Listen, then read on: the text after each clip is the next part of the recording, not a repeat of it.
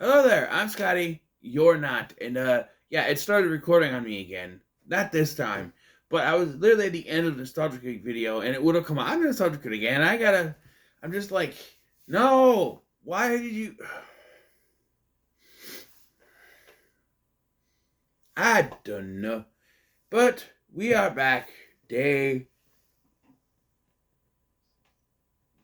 27 of birth month. I know I don't always count the days. But we're talking about Stuart Little, not Stuart Lipple. Lipple? As you would say from the Amanda Show. This movie better. Much better. Yes, the Black Blister sketch where you had movies like The Brady Branch or The F Man or Stuart Lipple. Uh,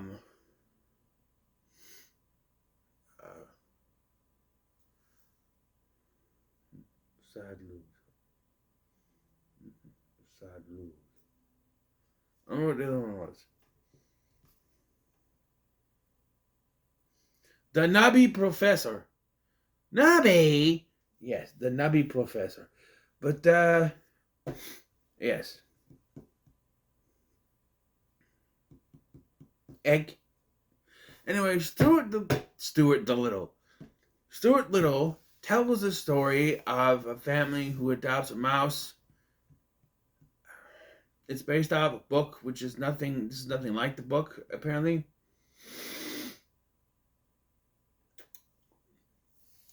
And well, this is a weird cast. The parents are played by Hugh Laurie and Gina Davis. Michael J. Fox does the voice of Stuart. Jonathan Nicky is in this because, of course, he was in everything around this time.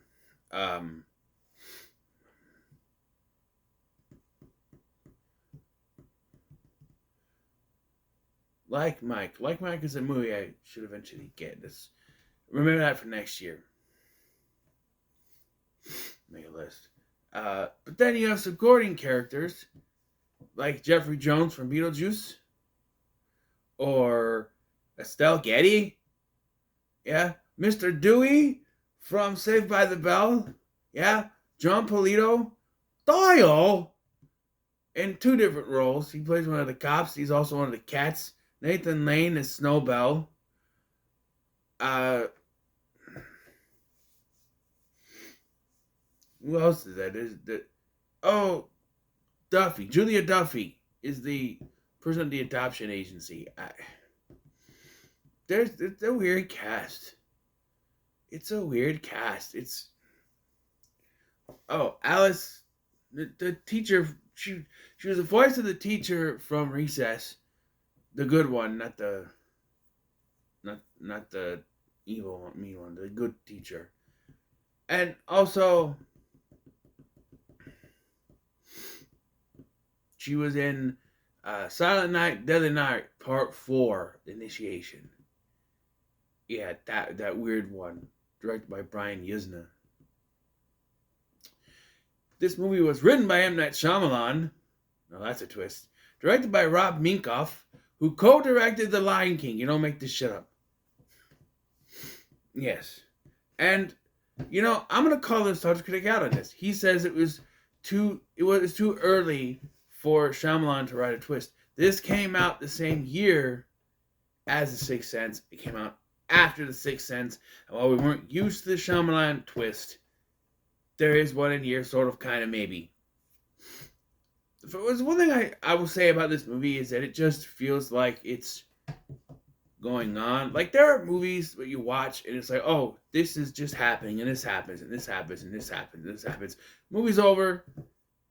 Like, the only real story element happens towards the end once the twist happens. And it's like, now we got a story going on. But at one point, it's just, oh, we adopt Stuart. Okay, he gets stuck in the washing machine. Okay, now we're at a boat race. Okay. And then the parents show up.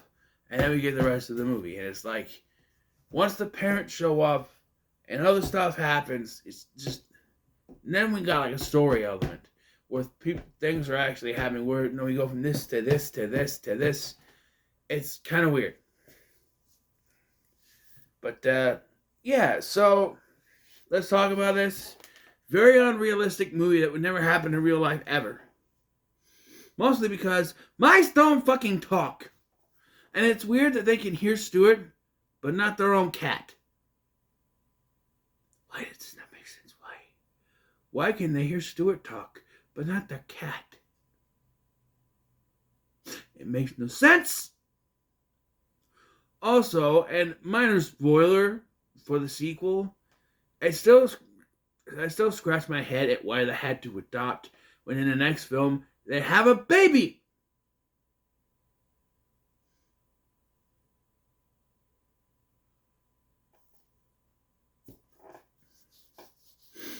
No. I don't know. We start with, George being so happy he's going to get a little brother. He wants a little brother, not a big brother. Blah, blah, blah. They go to the orphanage. Orphanage. Another Blockbuster reference, by the way. And they talk about, they have other kids and they're overwhelmed until they talk to Stuart, who is quite obviously older than George. I said it, okay? Yes, he is smaller than George, but like that, okay? But the way that Michael J. Fox talks, and I know in the book he was a child that spoke like a 15-year-old. They don't explain that here. In the book, he was a mouse born to humans. He wasn't adopted, which is somehow stranger. Anything else you can come up with? Here it's adopted because, yeah, in a movie like this, you can't just say she gave birth to a mouse. How does that work? I suppose there'd be less pain and less pushing. You just, boink, there he is.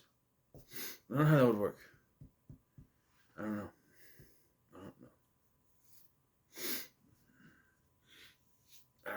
I know that there is the bird in the book, and they incorporate that into the sequel, but yeah, I really don't know. So they decide to adopt the mouse. Even Julia Duffy's character, or Julia Duffy? No. I'm thinking of Mrs. Hafer. This is not Julia Duffy. This is the other Duffy from SNL. She was the mom in Clock Stoppers. Or even the lady there is like, we try to discourage people from adopting outside their own species. Well, how do you have a mouse there anyway? Must be a pest control problem. No, they just adopt them, and they're allowed to do it because, of course, they are. And when George comes home, he's obviously not happy that his brother's a mouse. And probably older than him. I'm sorry, I cannot believe this. The way that Stuart acts, the way Michael J. Fox does the voice, there's no way he's younger than George. Then we have a big old party for all the family members, and this is where we get Jeffrey Jones, who should never allowed to be in a kids movie ever again. And there's a scene later where George goes arm around George, and you're thinking, don't let him do that. No, don't look it up. Don't look it up. Just don't. And Estelle Getty is there, and Mr. Dewey, and then, yeah, this movie's weird. Because they're all, like, confused, and they're all, like, giving him regular presents, like a bowling ball, and clothes, and stuff like that. Oh, you grow into it. And George is the only one that has the balls to say, what are you talking about growing into? He's a mouse. He's right. But it's not until... So, this is what I'm saying, okay? Like, he's in a washing machine before this, right? Because they wake up to get dressed. George is so unenthused with Stuart that he gets dressed, throws his clothes right on top of him, and gets thrown into the washing machine. Snowball is going to let him drown, because Snowball doesn't like him. First thing that happens is the cat eats him. You think about that? You have a cat, and, yeah, the cat tries to eat him, excuse me. We do not eat family members, which was a line in the trailer. That was a trailer line. Yes, But so after that scene, we get another scene where they go out his boat racing competition, and we have the one scene with the bully, who I think George should have pushed him off that pier into the water. I don't care.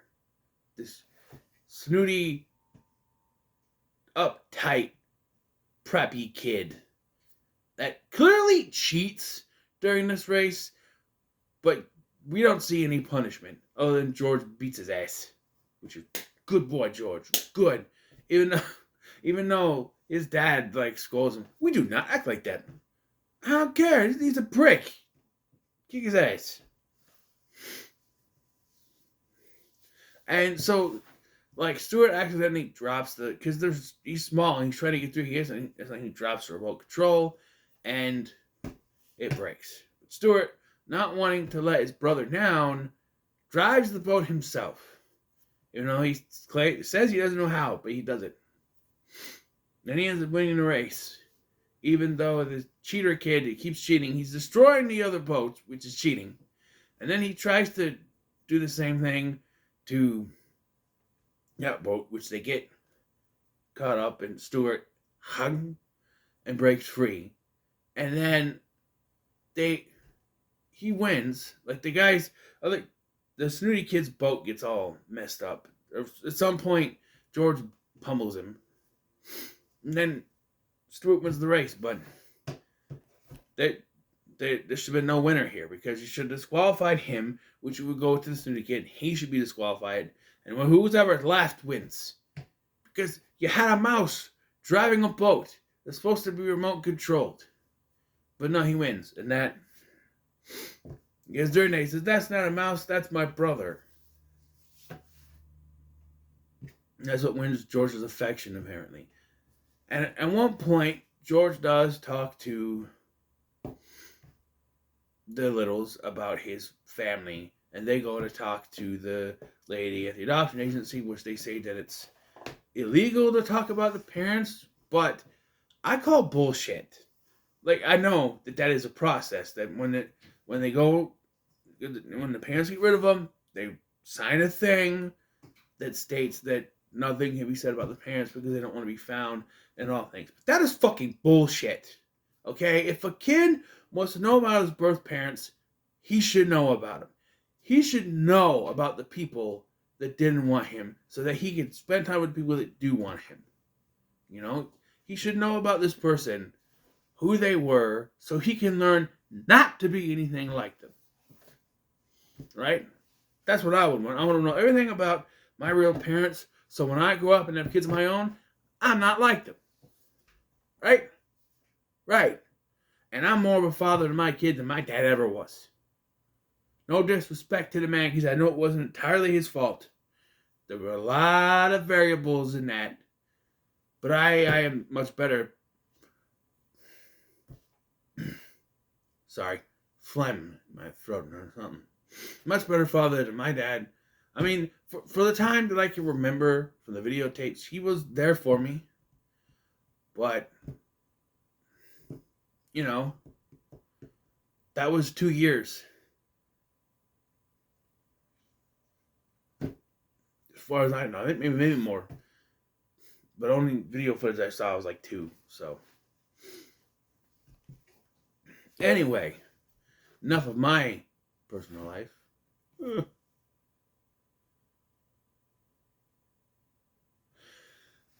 So, out of nowhere, this mouse couple shows up claiming to be Stuart's parents. And my memory was a little foggy, but I remember them not actually being his parents, although Wikipedia has them listed as George's mother and George's father. Yeah, it's, what's his name? The one guy from City Slickers that was not in the sequel. The guy with the mustache. Kirby. Bruno Kirby is the dad. And Jennifer Goddamn Tilly is the mom. But, it would have been funny if Brad Dourif was the voice of, "Nah, that's my boy. Don't lump me in there." What? What'd I tell you? You brought it up first, asshole. Fine, whatever. Anyway, so not asking for any proof of any kind, just they're two mice who say they're Stuart's parents. The littles just let him go away with them, right? And they live at a golf course, right? But as it turns out, they're not actually his parents because the lady shows up again and tells them about the parents. And what is supposed to be funny but comes off as incredibly stupid, in my opinion, there's the Shyamalan twist. They're not actually his parents. What? Because we have some kind of twist. And it's revealed that Stuart's actual parents died when cans of cream and mushroom soup fell on them in a grocery store several years ago. Yeah, yeah. And when she tells the littles, they think that it was those parents that just came and got them. And it just happened. And no. Stuart's parents came and got him. No, they died in a horrible cream soup accident years ago. Then who took him? So, my confusion as to why they did just not go to where they said they lived. Because they told them, we live at a golf course. So why not go to the golf course? They clearly say it in front of everyone. You're going to love it. We live at a golf course. But no, they put up wanted posters. They call the cops. And oh my God. Now, I have expected the cops were like, this is a mouse. We don't deal with that sort of thing. So there's no help. Oh, no. John Polito and Doyle here, they completely are involved in this. And they completely try to help them. But they say that it probably not going to work out the best. And so when they go home to tell George, all the family is there. Yeah, and they tried to break the news to him, but they couldn't. So they said, oh, you need a picture. And so they take the one picture, family picture. Instead of making copies of it, they just cut Stuart out of there. Then they make copies of it? I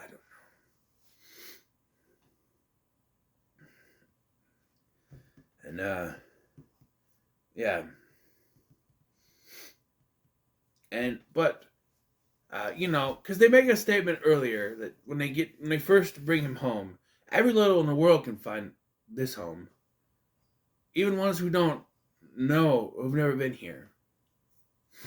So Stuart eventually finds the house. When he gets there, Snowball's an asshole to him. By the way, Nathan Lane is fantastic in this movie. Like I said before in my Cats and Dogs review, I always get him and Kitty and Tinkerbell, whatever the hell that cat's name is, messed up. Mr. Tinkles. Mr. Tinkles mixed up. But like here he is great. And he obviously doesn't like Stuart because it's a mouse. And yeah, here, because we do find out the cats were involved.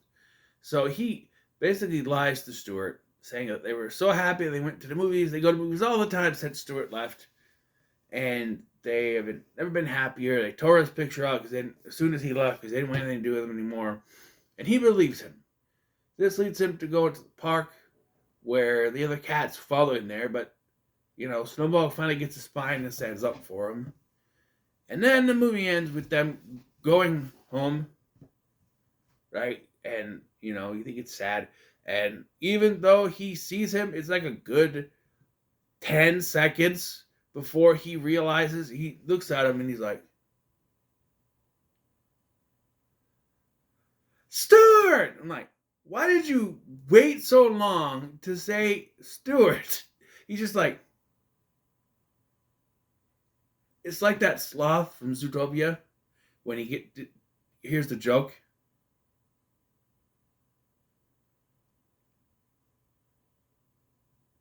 Ha. Ha. Yeah, it's like that. That's what it reminds me of. He's just like,